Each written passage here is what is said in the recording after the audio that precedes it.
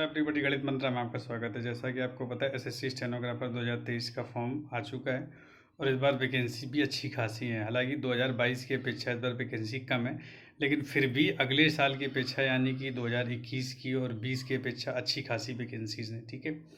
और 93 vacancy group C में है यानी कि ग्रेड सी में, और 1114 वैकेंसी ग्रेड डी में है। जबकि ये टेंटेटिव वैकेंसीज़ हैं और फाइनल रिजल्ट आते आते आपकी वैकेंसी जो इंक्रीज़ हो जाएंगी, तो मान के चलिए कम से कम जो वैकेंसीज़ होंगी वो 1500 वैकेंसीज़ होंगी। ठीक है। तो अब क्या है कि 2 महीने आपके पास हैं, क्योंकि देखो जुलाई ख़त्म हो गया, अगस्त सितंबर अक्टूबर में आपका एग्ज़ाम है। तो इन 2 महीने में क्या ऐसा किया जाए कि जो है आपका रिटन क्वालिफाई हो, सिर्फ क्वालिफाई ना हो, क्योंकि टीयर 1 निकालने से कोई फ़ायदा नहीं कि आपने टीयर 1 निकाल लिया, फाइनल तक नहीं पहुंच पा रहे हैं। ठीक है। तो अच्छे नंबर से क्वालिफाई हो, यानी कि आपका अच्छा इतना स्कोर मिनिमम आ जाए कि आपको कोई ना कोई एक पोस्ट मिल ही जाए। ठीक है। तो कौन सी किताब बुक्स जो हैं आपको पढ़ना है इस बीच में, और क्या क्या करना है, क्योंकि मैंने 5 टाइम एग्ज़ाम दिया और सभी में मेरे 145 से एबव ही नंबर रहे हैं।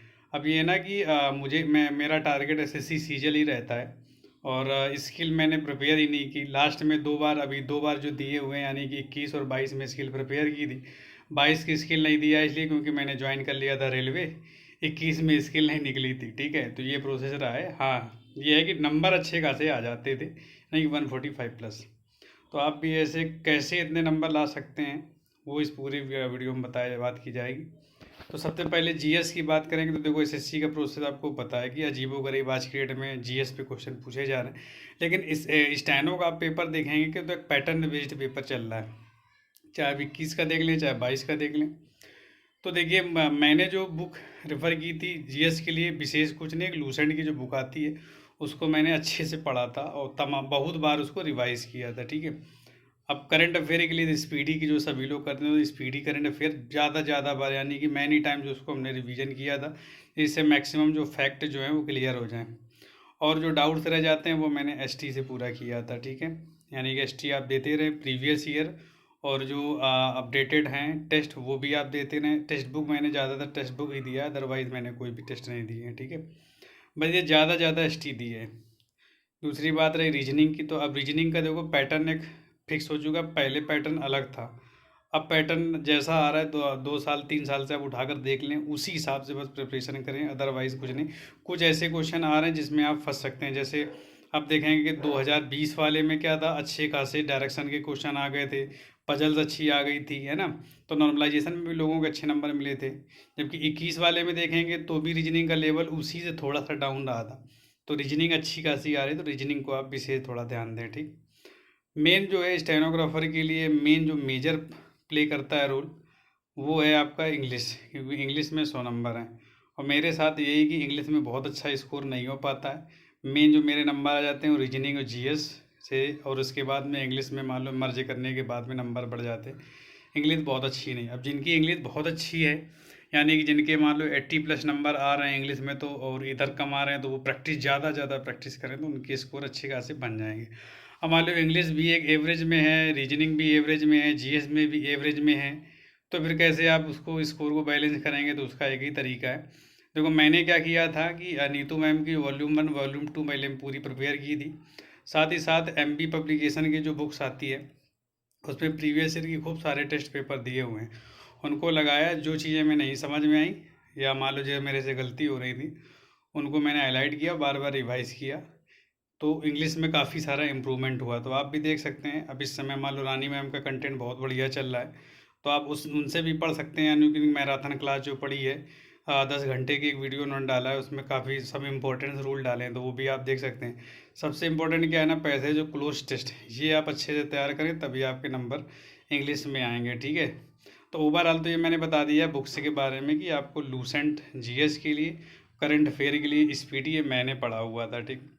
रीजनिंग के लिए मैंने कोई पर्टिकुलर बुक ही नहीं है, क्योंकि मैं ऑलरेडी पढ़ाता रहा हूँ। करीब 10 साल मैंने पढ़ाया हुआ है मैं तो रीजनिंग, तो मैं रीजनिंग में कोई विशेष दिक्कत ही नहीं होती है।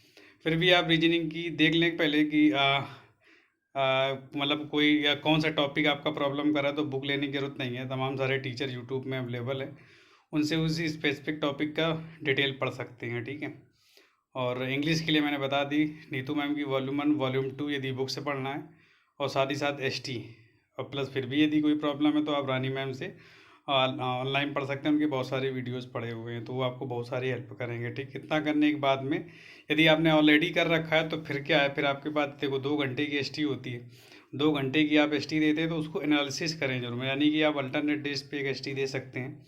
आज जो ST दिया उसको फिनिश नहीं कर देना, कल बैठ को उसको अच्छे से एनालिसिस करना है कि उसमें क्या डाउट्स रह गए, क्या गलती आपने की, क्या इसमें सही किया जा सकता था, और यदि लगता है तो कुछ उसके नोट्स बनाए, उसको रिवाइज करते रहें अच्छे से रेगुलर, तो अच्छा खासा आपको फ़ायदा वहाँ से देखने को मिलेगा। ST मस्ट है, क्योंकि पहले क्या था कि मान लो 100 क्वेश्चन इंग्लिश के हो जाते थे और 50 रीजनिंग, 50 GS में, तो बहुत सारे कैंडिडेट ऐसे हैं कि वो पूरे पेपर ही नहीं अटैम्प्ट कर पाते हैं, तो यानी कि कुछ क्वेश्चन उनके छूट गए तो भी दिक्कत है। तो इतनी तो कम से कम आपकी इफ़िशियंसी हो जाएगी, आप 2 घंटे के अंदर पूरा पेपर कम से कम एक बार रीड कर लें। पूरे अटैम्प्ट नहीं हो रहे हैं कोई दिक्कत नहीं है, ठीक है। तो ये आप प्रोसेस पूरा अप्लाई करेंगे तो आपका जो है स्कोर ठीक ठाक बनने के चांस हैं, ठीक है। और फिर क्या, वो डिपेंड करता है पेपर, मान लो वैकेंसीज ठीक ठाक हैं, अब पेपर का लेवल अच्छा खासा आ गया तो कट ऑफ जो फाइनल भी अपने आप गिर जाएगा। अभी भी देखो आपकी वैकेंसी इस बार अलग ही ज़्यादा थी तो कट ऑफ गिर गई। और दूसरी बात क्या है ना, वो स्किल के ऊपर डिपेंड करता है कितनी जल्दी SSC करवाती है, और देखो कितनी तेज काम हो रहा है। पिछली बार नवंबर में एग्ज़ाम हुआ था और फरवरी में आपकी स्किल है, स्किल कैंसिल हुई तो आपका अप्रैल में हुआ था स्किल, ठीक है। तो ये मान के चलिए इस बार कैंसिल, ज़रूरी नहीं कि कैंसिल ही हो जाए, तो ये मान के चलिए कि यदि अक्टूबर में एग्ज़ाम आपका हो रहा है तो लगभग जनवरी के एंड में या औसत मिड जनवरी में आपकी स्किल हो जाए। तो जितनी जल्दी स्किल कराएंगे और आपकी स्किल भी प्रिपेयर, तो आपके सेलेक्ट होने के चांसेस ज़्यादा होंगे, मेरिट जो है डाउन मार जाएगी, क्योंकि जब ज़्यादा कैंडिडेट स्किल निकाल ही नहीं पाएंगे तो कट ऑफ गिरने के पूरे पूरे चांस हैं।